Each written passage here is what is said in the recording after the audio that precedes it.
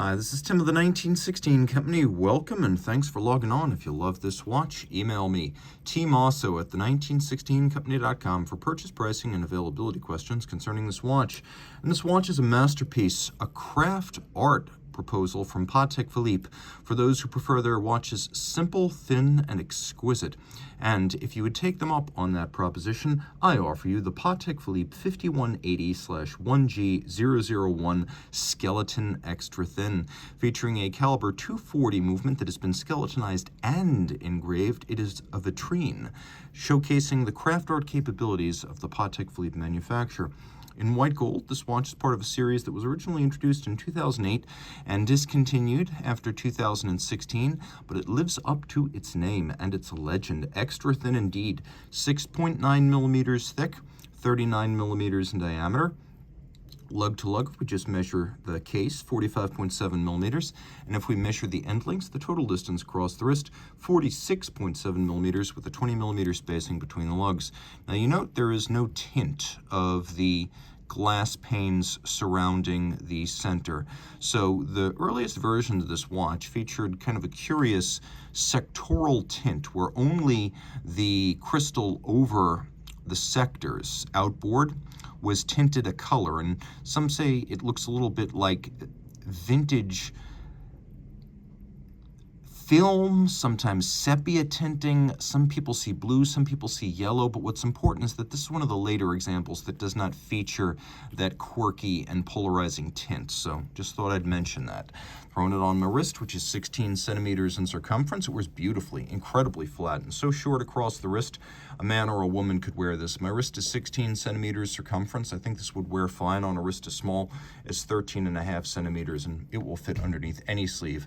It's got a nice weight to it. It doesn't feel toy-like or excessively light. It's got a nice, satisfying substance to it because of the amount of gold used on the bracelet and the clasp, and it is a beautiful bracelet. I don't understand the recent obsession with integrated bracelets, but mesh, Milanese, beads of rice, sign me up. A chainmail bracelet will always be beautiful and feel exquisite. And if you live in a very hot place, it's often preferable to have a bracelet because it can be rinsed and a strap generally has to be replaced. Plus, you've got the ventilation of all these tiny gaps between the links, allowing the wrist to breathe on a hot day. We have many removable links, and you'll find them on both sides. They're fixed by pins and sleeves, so if you want to size this at home, you'll need a block and a punch. Taking a look at the clasp, it's very simple. It's a friction fit clasp, so it snaps shut, but there's no trigger or clamshell to keep it locked. You can see externally, Patek Philippe and the city of origin. We'll open that up again, give you a look at the clasp internal right there. The case is simple with beautifully sculpted but compact lugs. And if you look carefully here, you can see the case is a monoblock, so there's no separate bezel. Everything loads in through the back. I believe this is welded lug case construction. Having examined the seams, I do think these lugs were welded on and then hand finished. And you can see how there is no break between the bezel and the case band. Making this a monoblock creates a seamless aesthetic topside. You can also see the crown, which is domed, very lightly knurled, and Calatrava Cross branded, unconventional and specific to the model. Taking a look at the dial again, these sectors outboard, there's no weird tint over them, so you don't have to worry about that.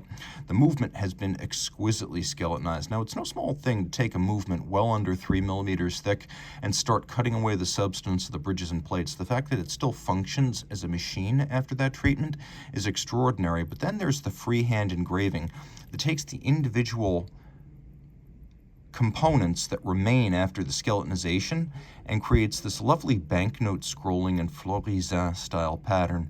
You can even see the Calatrava Cross has been cut into the bridge on top of the also skeletonized and engraved barrel. We've got a 3 Hertz beat rate, a 48-hour power reserve, unidirectional winding by a platinum micro rotor with ceramic bearings for high efficiency.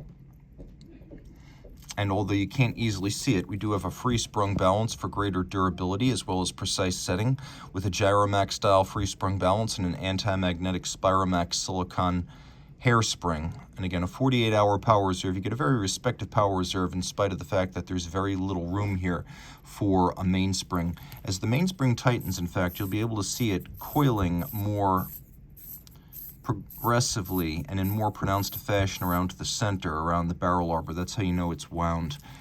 And then you can see the reverse side of the watch featuring even more freehand elaboration and skeletonization. It is profoundly beautiful, and no two of these, because of the freehand technique, no two of these can ever be exactly alike. Even if you look at the interiors, these skeletonized spaces, you could see that sharp interior angles have been drawn again and again and again and again, with all screw heads polished and their slots and circumference chamfered. I'll turn it over so you can get a quick look at the opposite side now.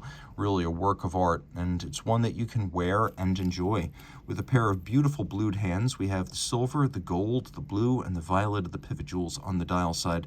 A masterpiece. Reach out to Team Mosso at the1916company.com for purchase and pricing details, and please be advised, 20 meters water resistant, so don't test this where you would test an Aquanaut or a Nautilus, please.